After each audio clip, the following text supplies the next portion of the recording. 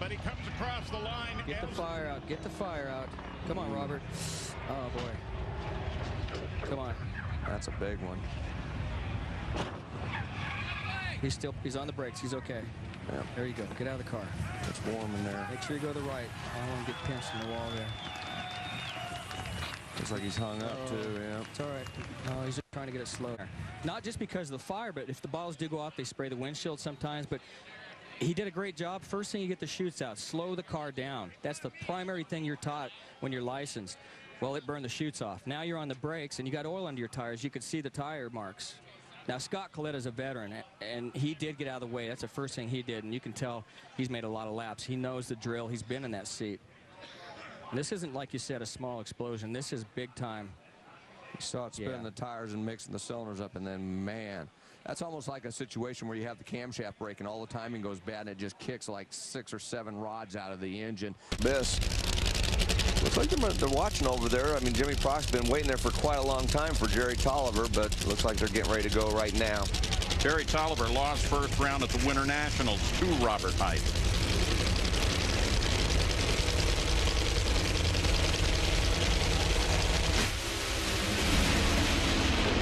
Whoa!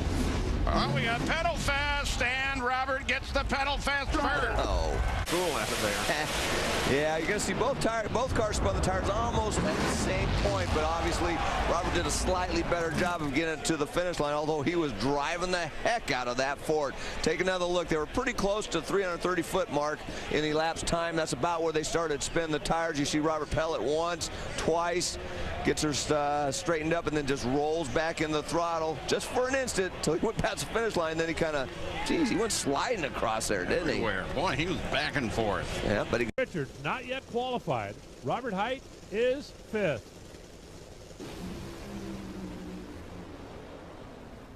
Whoa, Robert Hight explodes one. And just missed Dave Richards. Dave Richards, 403. That speed obviously is erroneous. And Robert Hight is climbing out of the car. He was rising to the occasion.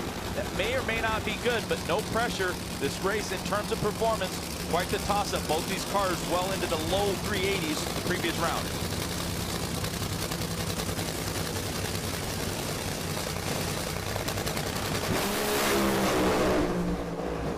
Courtney runs out of steam in the champ. Hammers on with a busted race car. Hold on tight. Robert's on the brakes right now. You can hear it.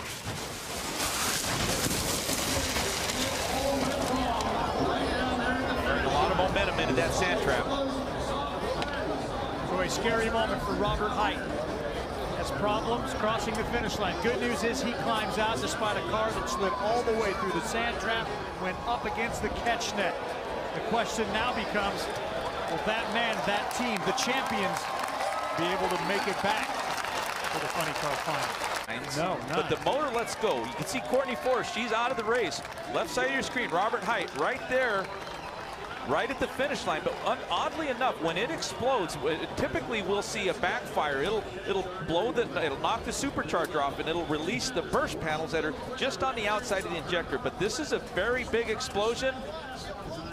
No parachute. You know he was on the binders. You can hear the tires squealing. He was right at the limits, because at the point the car starts to bounce, that means he's heavy on the brakes. And Bruno, we talked about this earlier with Tommy Johnson. When the car starts to bounce, all of a sudden you're losing that contact surface with the racetrack. So let's look at Robert. Let's see if we can see anything odd before it explodes.